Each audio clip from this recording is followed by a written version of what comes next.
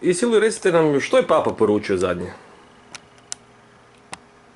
Pa Papa je poručio svim vjernicima kako ova godina pred nama je svakako godina vjere i ufanja.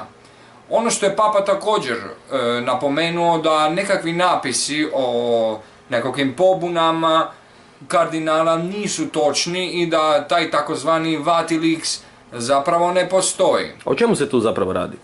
Pa radi se o tome da su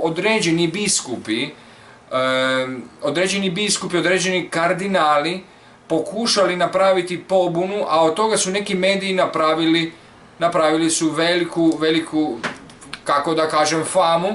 I u Italiji, ovdje u Rimu se puno priča o tome, ali zapravo malo se toga zna. A o kakvoj pobuni riječ? Možete li vi to uopće reći? Pa ovako, pobuna koju neki spominju unutar crkve vele da je nije velika, makar bi mogla biti i malo veća. Naime, u crkvi se javljaju mnoge struje od kojih uopće nismo ni sigurni od kud dolaze, jesu li one izmjenične ili istosmjerne. A kad smo već kod novih stvari u Italiji, recite nam nešto o potresima.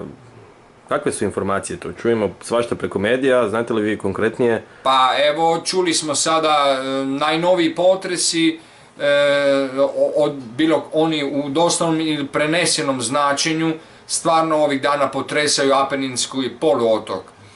Kao što znate, vi u Zagrebu također, ovaj najnoviji je potresao talijansko društvo iz temelja. Naime, moguća najava Berlusconija da se vrati u politiku bi mogla biti vrlo znakovita. Hoće li biti novih vraćanja, ne znamo.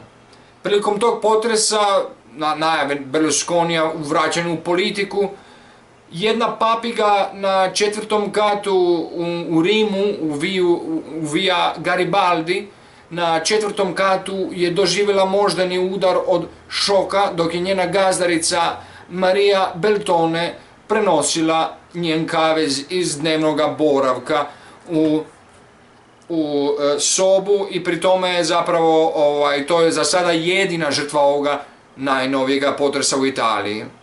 Hvala vam. Hvala vama.